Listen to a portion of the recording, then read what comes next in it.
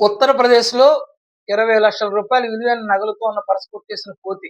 ఆలయానికి వెళ్లిన ఓ కుటుంబం వద్దన రూ. 20,00,000 విలువైన నగల పర్సును కోతి కొట్టేసిన ఘటన ఉత్తరప్రదేశ్ రాష్ట్రంలోని బృందావనంలో చోటు చేసుకుంది.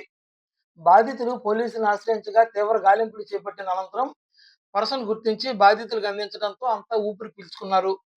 పోలీసులు తెలిపిన వివరాల ప్రకారం బృందావన్‌లోని బాంకే బిహారీ ఆలయానికి అలీగర్ ప్రాంతానికి చెందిన అభిషేక్ అగర్వాల్ అనే వ్యక్తి కుటుంబంతో సహా వచ్చాడు.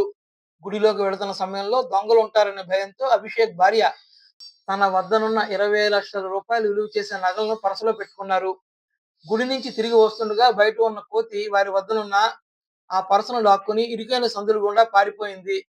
ఎంత వెతికినా లాభం లేకపోవడంతో వారు పోలీసులకు సమాచారం ఇచ్చారు. సంఘటనా స్థలానికి చేరుకున్న పోలీసులు సీసీటీవీ ఫుటేజ్ సహాయంతో తీవ్ర గాలింపులు చేపట్టారు. కొన్ని గంటల తర్వాత కోతి పర్సును చెట్ల పొదల్లో పడేసి వెళ్లడంతో దానిని తీసుకొని అభిషేక్ అప్పగించారు.